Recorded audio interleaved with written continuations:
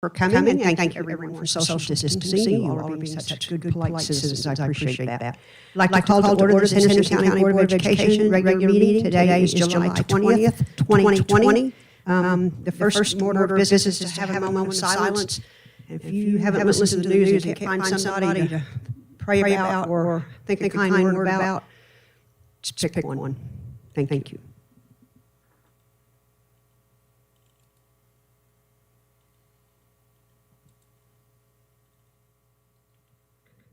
Thank you, everyone. To add a positive note to it, in the most recent edition of the Henderson County Family Magazine, Henderson County Schools has been voted the favorite place to work.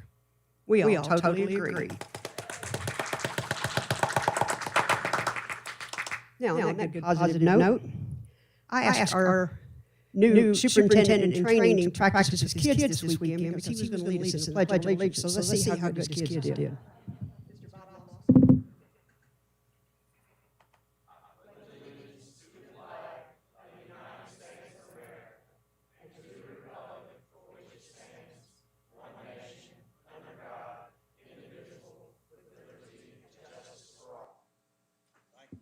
Thank you, and tell your kids they did a good job. Moving on to the approval of the agenda. Has everyone had a chance to read it? Or are there any changes or additions? Hearing none, I'll look for a motion to approve the agenda as listed. Thank you, Ms. Tracy. I'll second that. All in favor say aye. Aye. Any opposed? Motion carried. Moving on to the approved minutes from the prior meeting, and the last meeting was July 16th, 2020. That was a special meeting. Are there any additions or changes to those minutes? Hearing none, I'll look for a motion to approve those minutes as listed. Thank you, Ms. Tracy. Do I hear a second? Thank you, Mr. Kirk. All in favor say aye. Aye. Any opposed? Motion carried. Moving on to reports. The first is a capital projects update. Jefferson School. John Hagan Codell. Hi, there you are. You got a microphone. You can stay there or you can come up here. He can bring you one. And if you will clean the microphone when you finish with it, would be greatly appreciated. It's a promotion, Chad. If you don't have a sense of humor, don't come to our board meeting. I'm just telling you all. Moving on to Mr. John Hagan. That has a rough connotation to it with only one mic up here.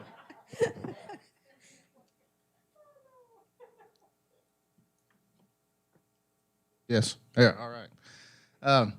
Don't have a whole lot to report really tonight. We're still trying to get up out of the ground.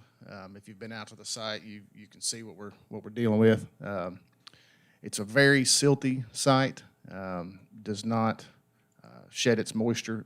Well, it will not on its own. It has to be manually manipulated by disking or treated, which we'll get to here shortly with the change order we're presenting. But long story short, we need about another 7 to 10 working days to get the building pad ready, completed. At that time, the geopier installers should be mobilizing and starting to work. Once that building pad is complete, they'll move to the, I guess that's the southeast end of the site where the geothermal well field goes, and they'll complete the cut in that area.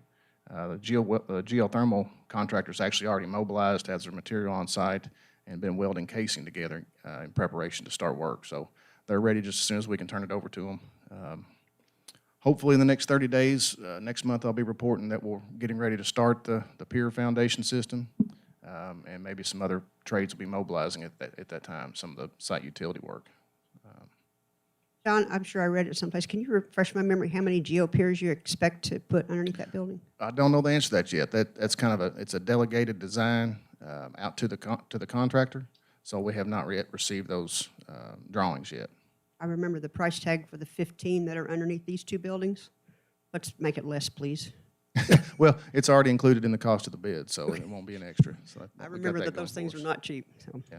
Okay. Any questions of John Hagan? Thank you, sir. Appreciate it. You're more than welcome to stay, or you're more than welcome to. I think I'm next. Oh, you got up. one more. Take that back. Never mind. Keep going. My apologies. So kind of going along with that conditions of the site, we've had to go in and do about a 7 to 8 foot cut and essentially build a bridge with cement stabilize the site to give us a firm foundation to place that earth in lifts up to subgrade. So this first change order to Coberstein Contracting, I can't make out the amount, but it's pretty steep. Yeah, there you go, $255,000 worth of cement stabilization we had to do.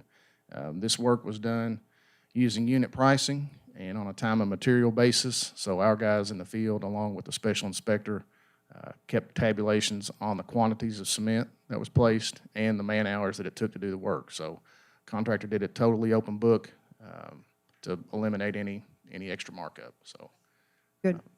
Any questions about that change order, ladies and gentlemen?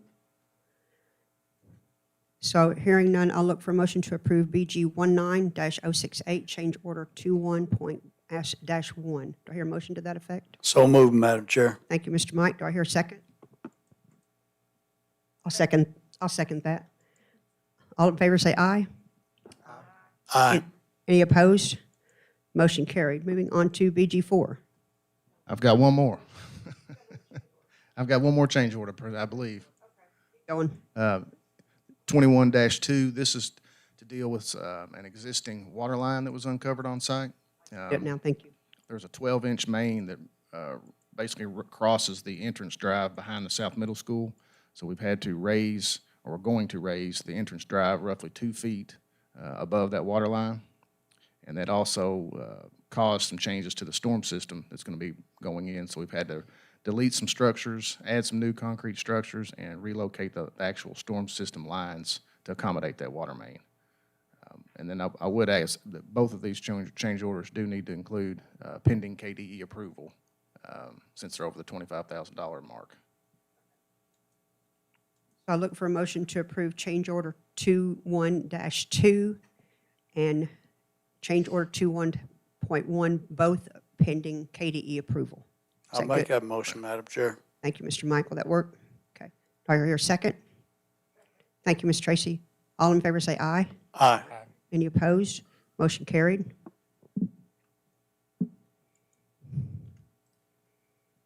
Okay, and Cindy Cloutier is going to do the Jefferson BG4. Is that correct? Safety upgrades. Safety upgrades, I'm sorry. It says Jefferson, okay. It's a couple of them, okay, yeah. Yes, ma'am. Ask approval for the BG4 to close out the safety upgrade project. All construction is completed. Need approval of the BG4 so that we can bring back the BG5 to complete the project next month, or whenever KDE approves the BG4. Any questions for Cindy regarding that? Hearing none, I request approval of, or hear a motion for BG4 for approval for BG 19-053, safety upgrades for multiple schools.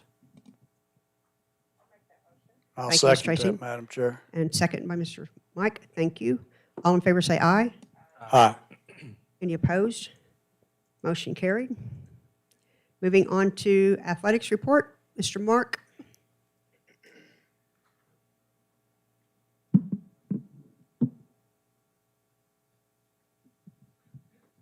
Thank you, Mrs. Baird.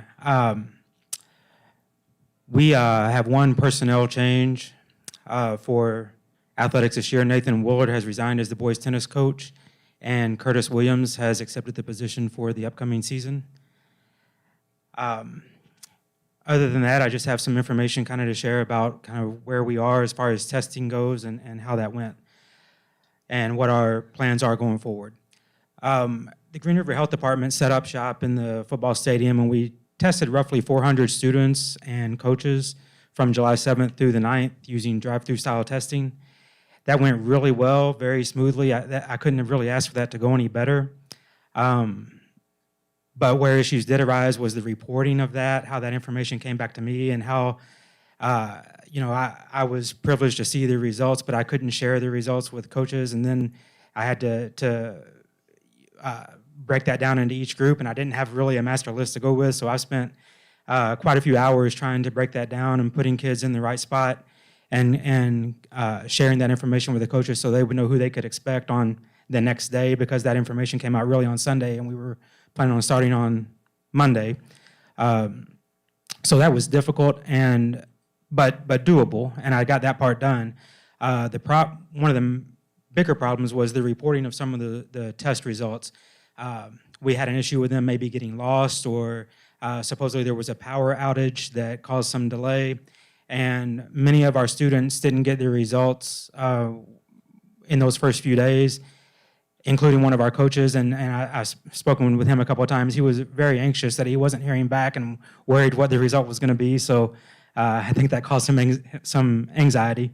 But he's okay. We did get a negative result on him, and overall we had mostly negative results. We only had one positive result out of those 400 kids, and that kid did go back the next week and to a different place and test again, and he did test negative on the retest, but maybe that was just for his reassurance, because we are still following the quarantine guidelines from the health department, and his case manager will allow him to come back when his time is up. Well, that's where we are with testing. We did have, I've roughly got probably 30-ish tests that were performed by other healthcare providers that were turned into me, and I expect we'll get some more turned in as we get closer to the mandatory part of the season.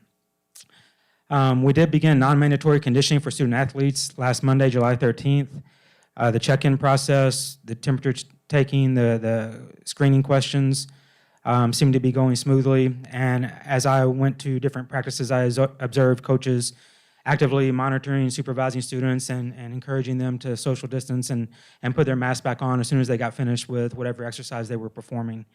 And I think what I saw, I feel like they were setting a good example and setting the standard high. This is the way that it needs to be, and we're going to follow that rule.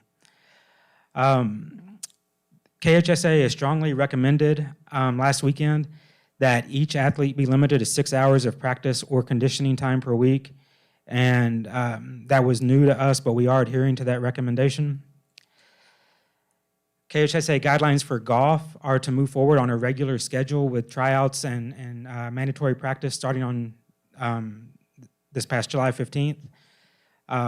So our golf coaches are planning on opening up, I believe August 31st, July 31st, sorry, is the first day for competition to be held for golf.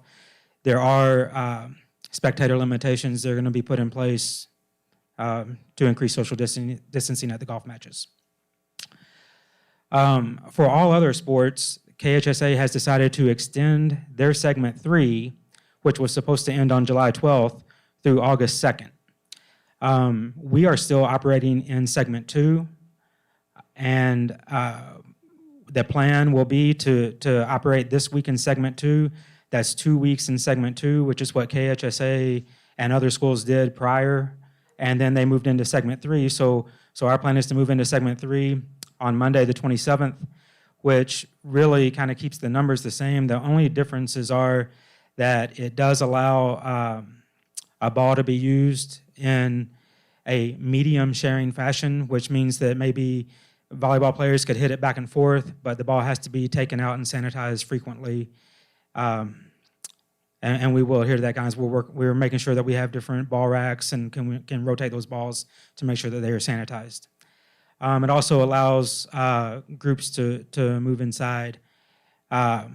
So volleyball, dance, and cheer are really our only inside programs, and it's difficult for them to get done, with volleyball. If they're going to use a ball outside, they really can't, get much work in like that. So we're going to move them inside. We're going to keep the groupings the same, 10 or fewer with one coach, and 6-foot social distancing will continue as well. I don't know if something will happen in light of the governor's mandate today on going back to 10, if that's going to affect what KHSA recommends on that. But if there are any updated guidelines, we will certainly adhere to that. And segment 3 would last until August 3rd, which is currently the first day of practice for fall sports, according to KHSAA.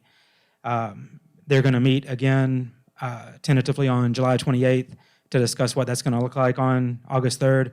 So we'll know more then, but that's kind of when we're planning on beginning. Thank you, Mr. Mark. And I applaud you and all of your coaches and all of your staff's efforts for going through the extraordinary hoops that we made you all jump through. And I saw your video, and I loved your video. Thank you very much. That was Thank you. very informative for our parents and for our students, and I appreciate that. And one student back, that's great. That's probably better numbers than what we had anticipated. Yes, So ma'am. we so appreciate that. Does anyone else have any questions or comments for Mr. Mark? Thank you, sir, very much. Moving on to old business, Virtual Learning Academy. Ms. Casey?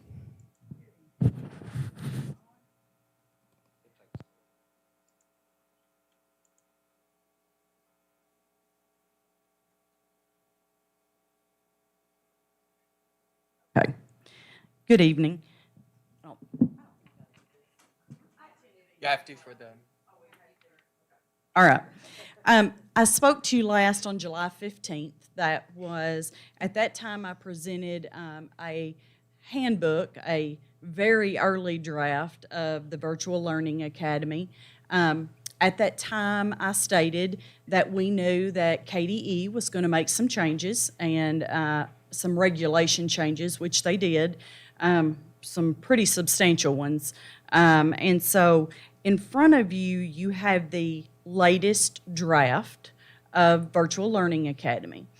I want to point out just 3 specific changes that took place from 3 big differences from the original version, which I presented on July the 15th, to today. So, Robin, on page 3, if you can scroll down to page 3, one of the things that I had shared with you guys was that we anticipated that there would be a change in attendance, the attendance procedure. Originally, KDE told us we had to create this program under an A5 designation, which was our alternative school. And so therefore, students had to commit to either a semester or a full year, and that had to do with some different guidelines in regards to A5 schools. A piece of that also is that daily attendance is not taken, okay, in those types of courses. KDE has now made some changes and put into place a process where students will have daily attendance and participation taken every single day of this school year, regardless of whether they are sitting in in-person classes, Virtual Learning Academy, or NTI, okay? So number 3 was added in order to meet that guideline and to inform parents that daily attendance will be taken on Virtual Learning Academy just like it would if they were sitting in a seat at school, okay? Number 12 is the next area that was a change. We added this in because, as I said originally, as an A5 school, a student had to make a commitment of a full school year or a semester because that was just, again, a piece of that A5 designation. Now, that has changed, and students will be enrolled under their home school. So if they have always been a Cairo student, they will still be enrolled under Cairo Elementary. They will just be enrolled as a virtual Cairo Elementary student. So what we wanted to prevent was students going back and forth from one virtual program to another. So this just puts kind of a caveat that a student will not transition from virtual learning back to their home school during NTI days, meaning virtual learning is a virtual program, NTI is a virtual program. So we didn't want to have transition during those times, but a student can transition back to in-person classes from virtual learning whenever they want to. There's not really a cut or a timeline on that. The last thing that we added in was number 14. There was a lot of thought put into this one, and of course your input will be needed. But the purpose in the creation of Virtual Learning Academy was to provide families with health concerns and other various concerns the opportunity to educate their child without having to return to in-person classes. So number 14, the add-on, was that Virtual Learning Academy has been created due to health concerns related to COVID-19. If this option is chosen, a student will not participate in extracurricular activities to maintain the healthy environment chosen by the parent, okay? So those are the three major changes in this draft.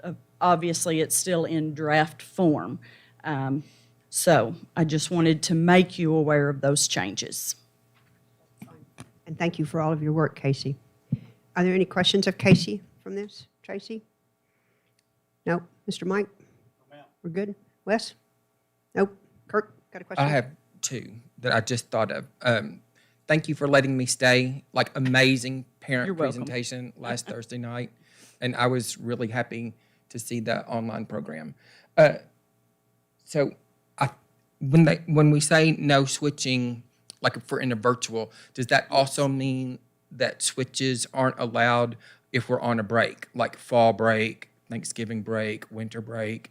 We wouldn't change enrollment during that time anyway, so Okay. it really wouldn't come into play anyway. Okay, and then the extra, I think I know, but I just want to make sure. So the extracurricular participation follows whatever it shows for the student in Infinite Campus, whether they're virtual or in the school building. Is that right or not right?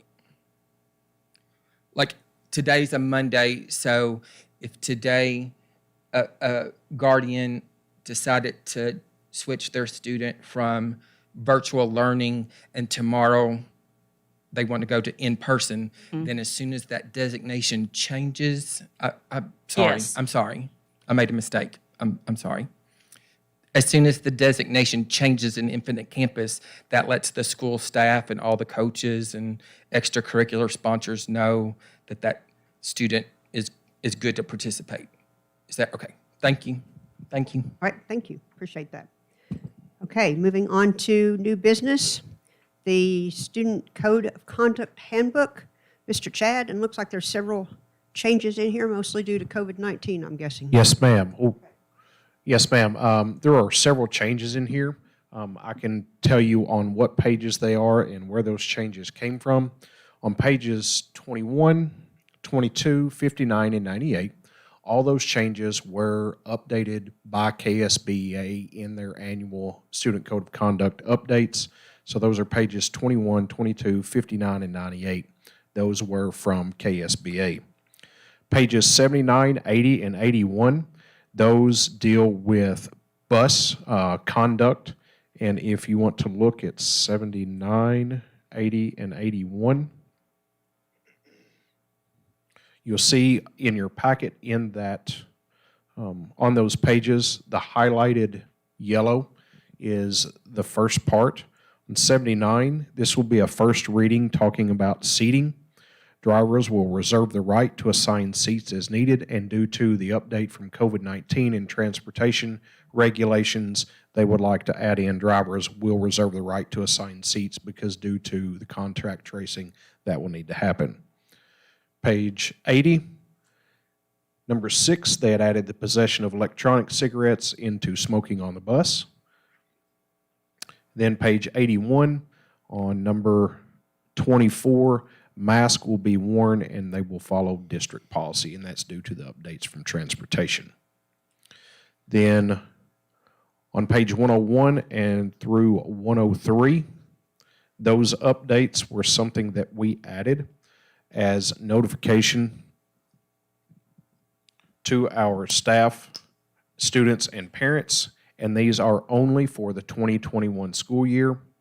You can read through all 5 of those. We also added on the back The parental assurance for daily student health assessment, that we're trusting that all of our parents each day will take care of those before students come to us. That is subject to revision. You'll see the asterisk. That is subject to revision. As we all know, things can change day to day, week to week, and hour to hour. Then on 103, we have the student reporting expectations, and that was as of 7/10. Once again, those may change. This is a schematic of how a lot of our Healthy at Work officers, principals, they read that, and we can get that out to students and parents, and they can understand in an easy-to-read way. And that is also subject to change. So those are the current changes to the Student Code of Conduct for 2021.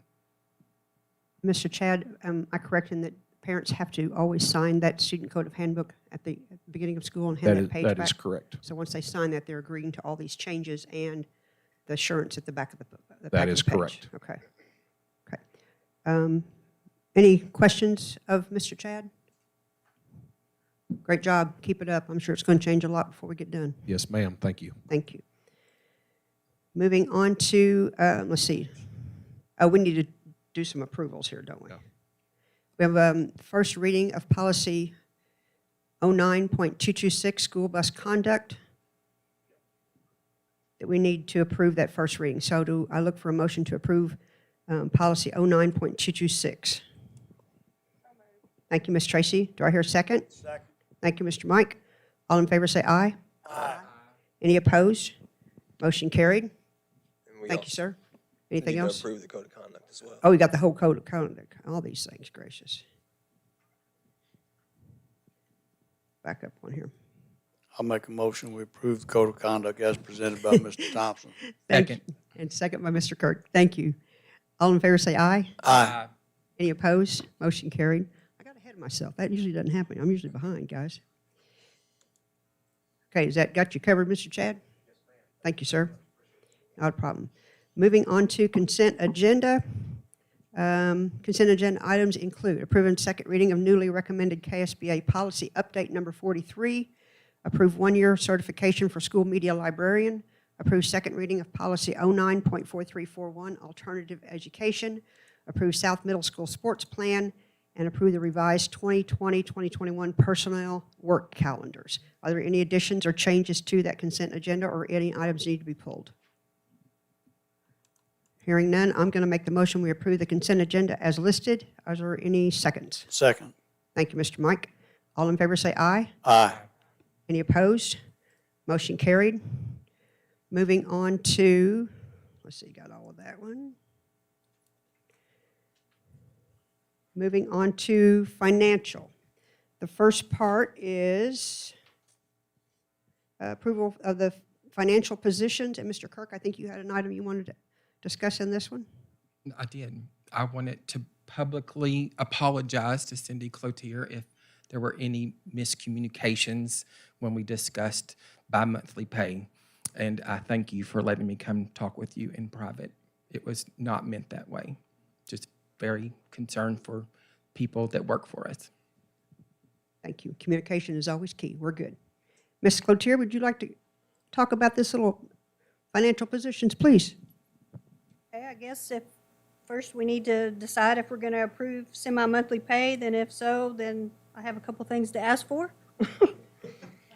So I do ask that if you approve semi-monthly pay, that we make it effective July 1 of 2021, as that's the natural transition time for us in finance. So if you want I to, make a motion that we switch to bi-monthly pay for employees, all employees beginning in July 2021. Do I hear a second to that? Okay, can I stop for a second? If we don't approve the bi-monthly pay, I still believe that we need some additional positions in Ms. Cloutier's office. Is there going to be a reason to have the two positions or have the extra positions added? She's still almost a position and a half behind from future, correct, Ms. Morgana? Or Ginger, wherever Ginger's at? Yes, she Okay. is certainly positions behind. There's been a couple positions that folks have moved on and we've just not replaced through the last couple years. So yes. So even if we didn't approve the 2 pays per month, and it's nothing personal, Kirk, I'm just trying to get stuff straight here. Even if we don't do that, we could still approve, still get 2 extra positions assigned to her beginning whatever date. Correct. Technically, we have one that's still on the books, but we would request a different, what we're calling it is different. So yes, we would need the board's approval to establish a payroll clerk too, but that position's been vacated, but now with the new classified salary scheduled, it's named something different, if that makes sense. But we certainly would also want to request the financial supervisor, which would be somewhat of a position to an assistant to Cindy Cloutier to start to learn and understand the roles and the function of a finance director. And yes, that is a void in the Henderson County Schools, and when you have a $92 million budget, yes, regardless of your decision for bi-monthly pay, we would still want to recommend the addition. But I just wanted to clear up to everybody that's watching and to the board, we're really just requesting one extra position, the financial supervisor. The payroll clerk is still there in the books because we didn't replace a person who left about a year and a half ago, Right. maybe, Ms. Cloutier. It's just named something different because of the classified salary schedule changes. Okay. Okay. So can we do that in 2 separate motions, Ms. Beth? 2 different pieces think instead so. of putting them together as one, is that correct? Okay. Okay, so Kirk has a motion on the table. Do I hear a second to that motion?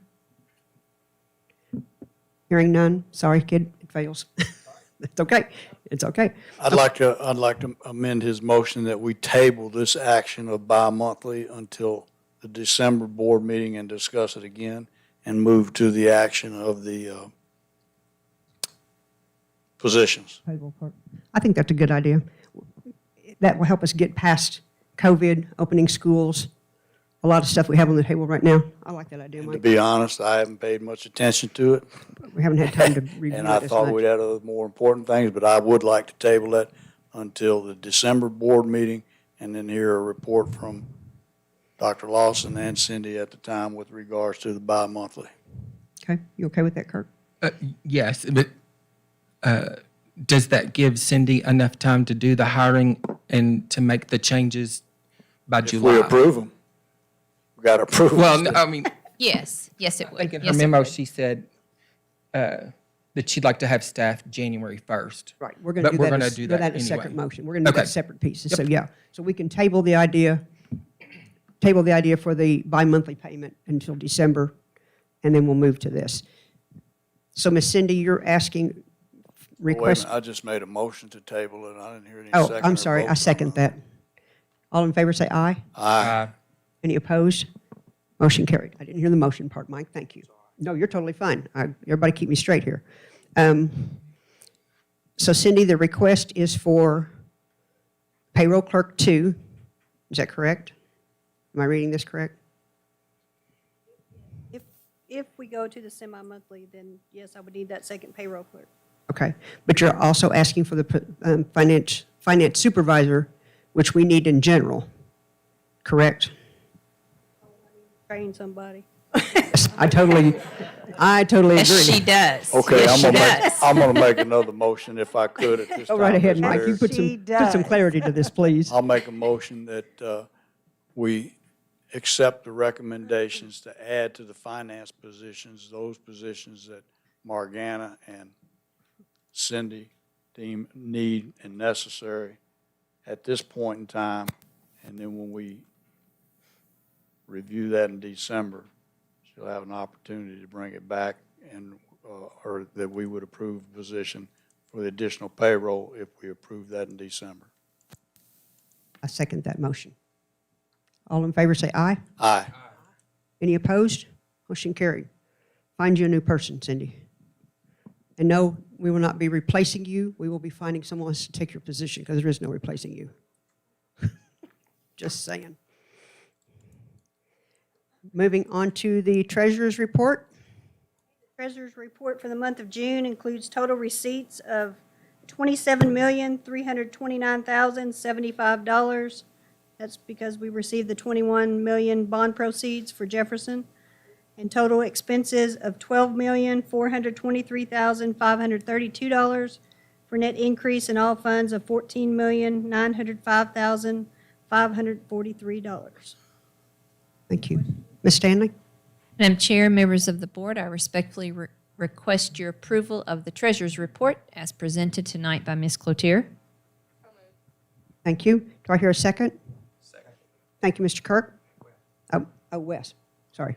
You guys got to turn it up. All in favor say aye. Aye. Any opposed? Motion carried.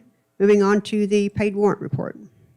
Paid warrant report includes the period of June 16th through July 20th.